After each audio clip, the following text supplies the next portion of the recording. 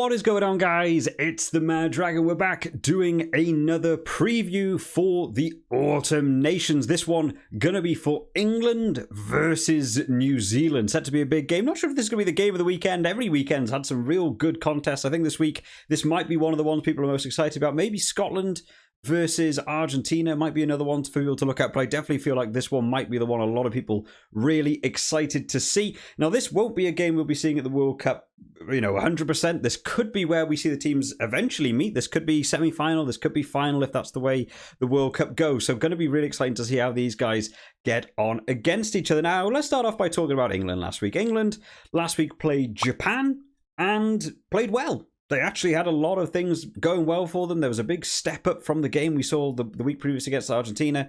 Discipline looking better for the majority. The attack looked a lot more organised. There was a lot of things going right. We didn't get to see that centre switch combo that I was sort of hoping for. A couple of people did drop down in the comments that it was probably unlikely to see both the centres come off and bring on two new centres, especially with Farrell being captain, which, always unlikely, but I would like to see it against a team like Japan, see if they can mix it up a bit. Now, New Zealand going to be a tougher opponent this week than Japan. I think it's a little bit fair to say. So, in terms of the team change, there's actually only one change that's been announced going into this game, but some people switching positions more is what we're going to have to talk about here. So, in this front row, Ellis Genge, Luke Cowan-Dickie, and Kyle Sinkner. Now Ellis Genge has been impressing me for a little while, to be fair. I think he's grown up a lot. I think the maturity's kicked in. Not quite so many penalties given away, not so sort of hot-headed to get involved with it. Just cracking on with the game, being in that defensive line, absolutely crushing people in front of you, good ball carrying. I'm liking to see how his game has developed over the last 12 months, so I think it's improving a lot. Scrummaging-wise, it's going pretty well for England. It's normally when the substitutions come on. It seems to be where England's scrum slips away. The starting front row has been pretty solid, to be fair, so I'm not surprised we're not seeing a lot of switch-ups there. In the lock department, Itoje and Hill go back into this lock department. Now, we've seen them switch around a bit. They've seen trying to play Itoje at that number 6 position. Maybe they're going back to more sort of standard form, what they're more used to against a team like New Zealand. It's probably a smarter move to do. Personally, I think this is probably the best lock department I've seen so far from England, unless there's maybe some people we haven't really seen get into international yet. But I think the Itoje and Hill combo is probably the right way to go. In terms of the back row then, Simmons, Curry and Billy Vunipola. Now, a couple of switches around here, because of course, last week we had Itoje at 6, we had Sam Simmons on at 8, we had Vunipola coming on later.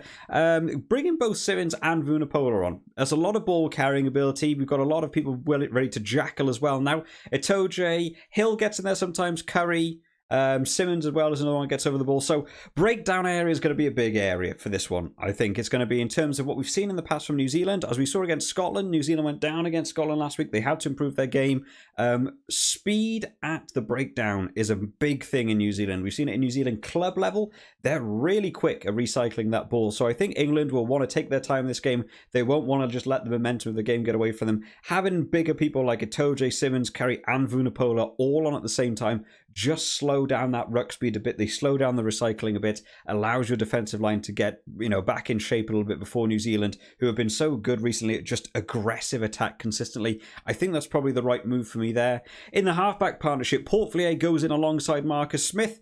I think Portflier is doing really well. I would just keep him there. It was quite fun reading some comments from you guys thinking, some people agreed with me. They thought, Portflier ahead of Ben Youngs. I have seen on Twitter a lot of people really believe Ben Youngs should be starting, but I think Portflier is so much quicker, so much faster. He's looking for the sniping runs. I think his kicking's better. I personally would stay with that. I think that's a smarter move.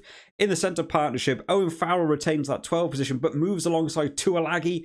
This time, again, I think that builds itself around power and size. I think Tuilagi's a much harder runner than Guy Porter. We did see him do pretty well last week, but I think Tuilagi's more of an attacking threat. Sometimes it's not even about what you offer, it's what the other team are worried about. And sometimes Tuilagi, we've seen it, just running the dummy lines. You've got to put a man on him. You can't just let him go and see if he's going to be a dummy runner. Someone has to be ready to tackle him. Sometimes the threat of a name is actually better for you. So I think that's the right move there. In the back three, we have Johnny May, Jack Noel, and Freddie Stewart. Freddie Stewart playing really well last week, got himself over for a try as well. Johnny May, I still feel a bit 50-50 about Johnny May. He looks like he's leaning out a bit. His fitness is still pretty good. He's still pretty quick on the kick chase. His actual attack, though, ball in hand, I just want to see a bit more from him. I want to see him get into it. Jack Noel back in the side now. I do believe last week, if I remember rightly, that Jack Noel actually picked up an injury before the game started. I might be completely wrong. I'm trying to think back now an entire week. I did think Jack Noel didn't play last week. I can't remember who went on in his place. So nice to see him still on that right wing. Again, another physical player. Can play in the scrum as well as being on the wing, which is always nice to offer, especially if it's going to be a forwards rough sort of game. Again, another one getting over the jackal. Hopefully everyone's going to be fine. But overall, that's a pretty good 1-15 from England. It's going to be if they can maintain the discipline level we got to see against Japan versus what we saw against Argentina. Now, Japan are still a big threat. We did actually see Japan get quite close on the scoreboard to New Zealand only a couple weeks ago. So not a team to be underestimated, but I really feel like England had far more time to organise themselves around the Japan defence than you might be seeing against the New Zealand team. So it depends when the New Zealand pressure's put on, how that team holds up discipline-wise, because there was still a couple of times where they just gave away silly penalties not needed. So we'll see how they get on. In terms of the replacements then, Jamie George, Mako Vunipola and Will Stewart, who I believe is the actual only change to this side. Will Stewart coming in over Joe Hayes this week in terms of like actual in-out replacements. So we'll see how they get on. I do think the starting front row has been better than the replacement front row for England so far throughout this tournament. Maybe this will be the game that shifts up. And then the replacement backs as well, David Ribbans and Jack Willis, alongside the replacement backs of Ben Youngs, Guy Porter and Henry Slade. Now, again, the two-centre swap-out thing, I think it's an interesting move. I don't think it's necessarily a bad move because, of course, people can play on the wing. If you play on centre, you can run fast on the wing. You don't necessarily need to be the best on the wing, but if they do pick up an injury to that wing, sometimes you've got to be able to shift. Guy Porter's a quick guy. Henry Slade, we've seen him. He's more than willing to move to the wing if you want him to. I really feel like this England team's missing like an Elliot Daly type who did like fullback and centre and wing and covered lots of different areas. I'm sure the coverage is still pretty good because I know Henry Slade's more than happy at playing 12 or 13. Guy Porter, I've only ever seen him play in that centre channel, but I'm sure he'd go on the wing. Fowler, Marcus Smith, interchanging at 10 if you need to. So there's some good malleability there. But sometimes I'm never quite sure about having two like replacement centres, or what I think are centres. Some other people might not think of them centres. But overall, this is a good England team. I'm sure they'll be trying to hope they can keep that momentum going from the Japan win into this game. On to New Zealand then, who had a weird game against Scotland. Not the game I was expected to see at all. The video for the match report did really well on the channel. You guys were really enjoying that one. That one got like thousands of views. Wasn't really expecting that one. But yeah, I was really expecting New Zealand to go in, really try and dominate that game. We saw it for the first 10 minutes. They were just all over it. Scotland sorted themselves out. They got themselves where they wanted to be, really closed that gap up and put New Zealand under pressure for 50, 60 minutes of that game. And then it was towards the end we really got to see that New Zealand kick back up that extra gear that they tend to find and just sort of come back to win that game. But at times, it certainly looks shaky. It is really nice actually being able to see on the channel. We have a community of people that really just enjoy rugby as a whole and aren't like too tribal about their team. It's really nice seeing people like New Zealand subscribers being like, wow, I thought we were going to lose that game. Or Scotland subscribers being like, damn, I can't believe we lost that one. I really like seeing that people have the ability to be sort of analytical about it, be like, oh my God, I thought that was going to go completely wrong for us. But New Zealand did manage to come away with that win. So moving into this week then, where we actually see quite a few switches from that Scotland game, and I kind of like the switches that have been made. So we'll go through them. So starting off in this front row, Ethan de Groot, Cody Taylor and Tyrrell Lomax going in that front row. Now, Cody Taylor came on last week and made a real big impact against that Scotland team. I think that's a really nice move there. I think Tauke Aho is a really good player. I'm sure he'll do well coming on from the bench as well. But I thought Cody Taylor really brought a little bit of extra energy last week, so I don't think it's a bad move having him start this one. In the lock department, Brodie Retallick comes back. Of course, he picked up his red card during the Japan game, so he's had to miss a couple of games. He's now back for this one alongside Sam Whitelock retaining that captaincy and the number 5 shirt this week because they have their 4-5. Of course, when it's Scott Barrett, they sort of swap around the other way around. Scott Barrett's going to move to the flanker position where we've seen him a few times now. He's probably getting more used to playing in that 6 shirt. I do think there are better number 6s than Barrett in this New Zealand side, so I'm always surprised to see him get in there over other people, but he's still a good player, offers another threat to the line out, so I'm pretty sure that's why he gets in.